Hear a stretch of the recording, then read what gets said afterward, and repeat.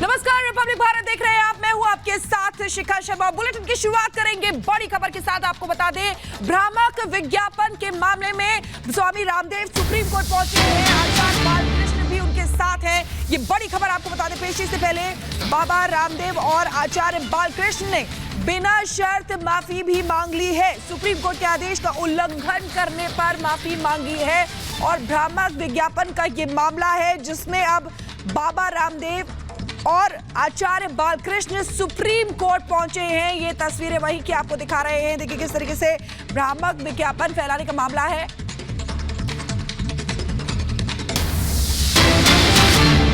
और इसी बीच एक और बड़ी खबर आपको बता दें, भ्रामक विज्ञापन का मामला, रामदेव बालकृष्ण सुप्रीम कोर्ट पहुंचे। आयुष मंत्रालय ने दाखिल किया है हलफनामा। आयुष मंत्रालय ने पतंजलि के बयानों की आलोचना की। आयुष मंत्रालय ने हलफनामे में कहा है कि कोरोना काल के दौरान पतंजलि को कोरोनिल को वायरस के इलाज के रूप में प्रचारित करने के प्रति आगाह किया गया था। ये बड़ी खबर आपको बता रहे हैं। देखिए, आयुष मंत्रालय ने पतंजलि के बयानों की आलोचना भी की है।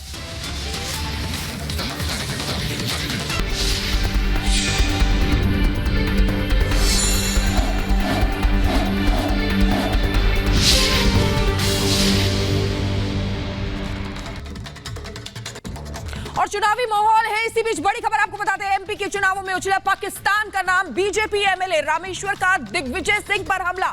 जनता भेज देगी पाकिस्तान, ये रामेश्वर शर्मा का कहना है। दिग्विजय को जनता पाकिस्तान भेज देगी, ये रामेश्वर कह रहे हैं। ये बड़ी खबर आपको बता रहे बीजेपी एमएलए जिन्होंने दिग्विजय सिंह पर हमला किया है। उन्होंने बोला है कि दिग्विजय सिंह को पाकिस्तान भेज देगी जनता।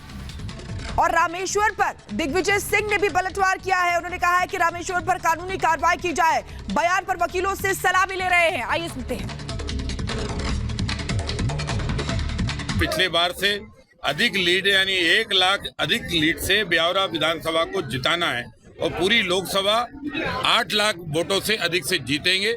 और जो राजा यहाँ घूम रहा है उसको ऐसा पैक करके भेजना है कि अगला जो ठिकाना होगा उसे हिंदुस्तान में नहीं बल्कि इस्लामाबाद और लाहौर में उसका ठिकाना हो, क्योंकि उसको चाहने वाले मध्य प्रदेश में और देश में नहीं है।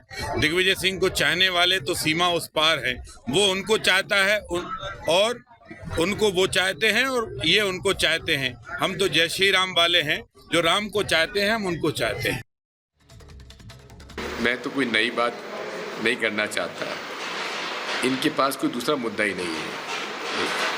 दूसरा, रामेश्वर शर्मा जी ने जो बयान दिया है उसको मेरे वकील लोग उसका परीक्षण कर रहे हैं और उस पर क्या कार्रवाई हो सकती है उस पर निर्णय करेंगे।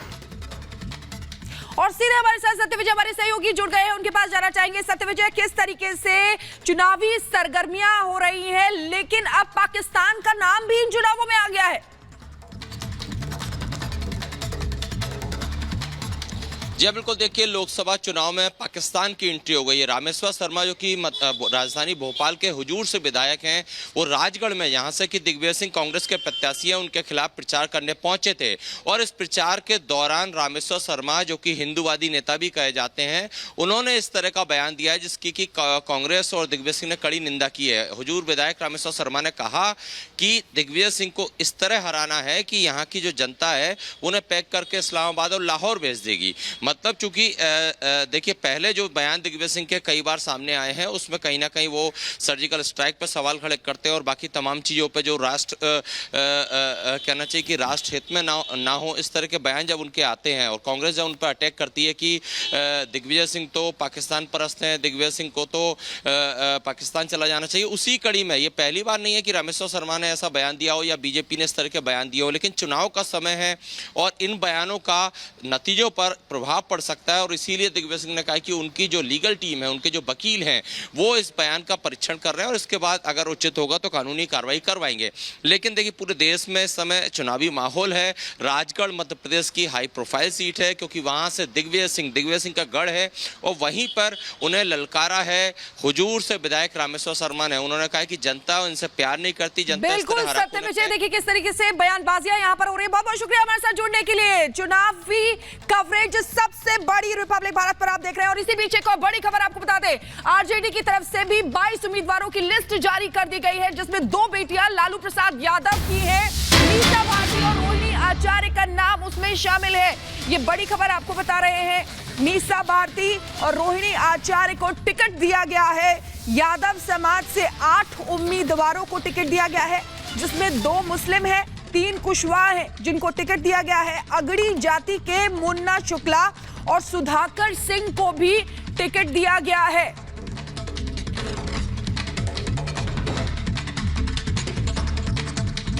क्या है, लालू यादव जी की पार्टी प्राइवेट लिमिटेड कंपनी है, परिवारवाद का परिचायक है, तो उसके बोर्ड ऑफ डायरेक्टर में जितने लोगों की सूची दे दे, जिसको जितना शेयर स्टॉक स्टेक दे दे, अभी 1 बेटी 2 बेटी परिवार में जितने बच्चों को देना हो दे दे, उन्हीं की कंपनी है, उन्हीं के पास शेयर है, जिसको देंगे वही शेयर होल्डर हो जाएगा। तो देखिए किस तरीके से बड़ी खबर आपको बता रहे हैं, लिस्ट में लालू प्रसाद यादव की 2 बेटियों के नाम शामिल हैं। किस तरीके से लालू प्रसाद यादव समाज से 8 उम्मीदवारों को भी टिकट दिया गया है, ये बड़ी खबर आपको बता रहे हैं। आरजेडी के 22 उम्मीदवारों को की लिस्ट जारी की गई है, जिसमें मीसा भारती और रोहिणी आचार्य का नाम भी शामिल है। यादव समाज से 8 उम्मीदवारों को टिकट दिया गया है। एक रिपोर्ट आपको दिखाते हैं।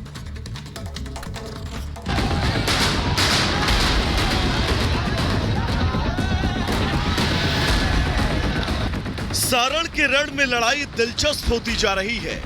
लालू यादव ने सारण सीट पर अपनी बेटी रोहिणी आचार्य को टिकट दे दिया, लेकिन इस पारिवारिक कृपा के चलते वो एक बार फिर वंशवाद के आरोप में विपक्षी दलों के निशाने पर आ गए। इस बार मोर्चा खोला है बिहार बीजेपी की प्रवक्ता सुहेली मेहता ने, और वो लालू यादव की बेटी रोहिणी आचार्य पर जबरदस्त हमलावर है। रोहिणी आचार्य ने अपने पिता को किडनी दिया, जान बचाई। ईश्वर करे लालू प्रसाद जी स्वस्थ रहें। लेकिन जिस तरह से आज ये चुनावी मुद्दा बनाकर घर घर जाकर रोहिणी आचार्य कह रही हैं कि मैंने पिता को किडनी दिया है, आप हमें वोट कीजिए, तो ये राजनीतिक हथकंडा जिस तरह से अपनाई हुई हैं, ये तो शक है कि उन्होंने किडनी दिया भी है या नहीं दिया है। बिहार बीजेपी की प्रवक्ता सुहेली मेहता यही नहीं रुकी, उन्होंने रोहिणी आचार्य को घेरते हुए कहा कि वो सारण के रण में चुनाव प्रचार के लिए ऐसे उतरी हैं जैसे कि वो कोई सेलिब्रिटी हो। रोहिणी आचार्य जी को अपने क्रेज का घमंड हो गया है। उस क्रेज का घमंड कि एक सजा याफ्ता की बेटी हैं, जो चारा घोटाले में कितने वर्षों तक वो जेल में रहे हैं, और क्रेज ऐसा शो करती हैं जैसे कि किसी स्वतंत्रता सेनानी जो सीमा पर लड़कर और विजय प्राप्त करके आया हो। उनको इस बात का घमंड है और अपने को अपना क्रेज बहुत ज़्यादा बटोरने की कोशिश कर रही हैं कि वो एक ऐसे भाई की बहन है जो न नौकरी करते हैं न व्यापार करते हैं, फिर भी 350 करोड़ के मालिक हैं। राजद पर परिवारवाद को बढ़ावा देने के आरोप लगते रहे हैं, और आरोप बेबुनियाद भी नहीं है। मौजूदा वक्त में बिहार की राजनीति में लालू के कुनबे की बात करें तो इस वक्त लालू यादव के 4 बच्चे राजनीति में हैं। तेजस्वी यादव तेज प्रताप पूर्व मंत्री रहे हैं, बेटी मीसा भारती पाटलिपुत्र सीट से प्रत्याशी हैं, रोहिणी आचार्य सारण सीट से उम्मीदवार हैं। बीजेपी का सीधा आरोप है कि लालू किडनी डोनेशन के नाम पर अपनी बेटी रोहिणी आचार्य को सहानुभूति की लहर पर सवारी करवा रहे हैं। आपको बता दें, अभी ज्यादा दिन नहीं हुए जब बिहार बीजेपी के अध्यक्ष सम्राट चौधरी और डिप्टी सीएम विजय कुमार सिन्हा ने भी इस सिलसिले में रोहिणी आचार्य को घेरा था। बीजेपी नेता ने रोहिणी को टिकट दिए जाने को लेकर किडनी डील का नाम दिया था। लालू जी का परिचय ही है परिवारवाद। हम लोग ये चिंतित हैं कि लालू जी ने 2 बेटा 2 बेटी को तो उतार दिया, हमारी 5 बहनें बच गई है, उनको कब उतारते हैं ये तो बताओ। बिहार की बेटी का सम्मान नहीं, और जो बेटी दूसरे जगह बहू बन गई, सिंगापुर चली गई। वो सिंगापुर से बिहार में उम्मीदवार बनने जा रहे हैं, तो बिहार की जनता तय करेगी कि जो सही में बिहारी है और बिहार के प्रति सजग है, बिहार के प्रति समर्पित है, उसके साथ चले, या बिहारी सिंगापुर में जाकर के सिंगापुर की सेवा करे। हालांकि राजनीति के कीचड़ में उतरी रोहिणी पर यह हमला अप्रत्याशित नहीं है। जिस तरह राजद प्रमुख गिन गिन कर अपने बच्चों को चुनावी मैदान में लॉन्च कर रहे हैं, आने वाले दिनों में ऐसे हमले बढ़ने तय माने जा सकते हैं। लालू जी कोई भी मेहनत करे उससे कोई फर्क नहीं पड़ता है। कोई जातीय उन्माद फैलाने का प्रयास वो करते हैं, उनका आदत रहा है, ये आज नहीं, लंबे समय से यही काम वो करते रहे।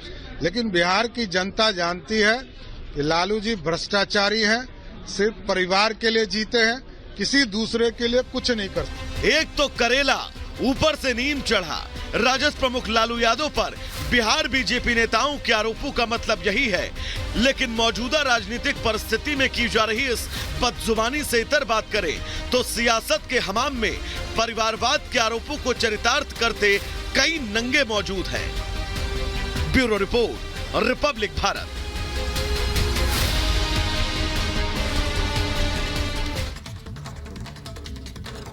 और हमारे साथ हमारे सीनियर एडिटर प्रकाश जी हमारे साथ जुड़ गए हैं, उनके पास जाना चाहेंगे। प्रकाश, जिस तरीके से 22 उम्मीदवारों की लिस्ट एक बार फिर से जारी की गई है, अब लालू प्रसाद यादव और आरजेडी एक बार फिर से वंशवाद के कदम झेल रही है, विपक्षियों के निशाने पर आ गई है।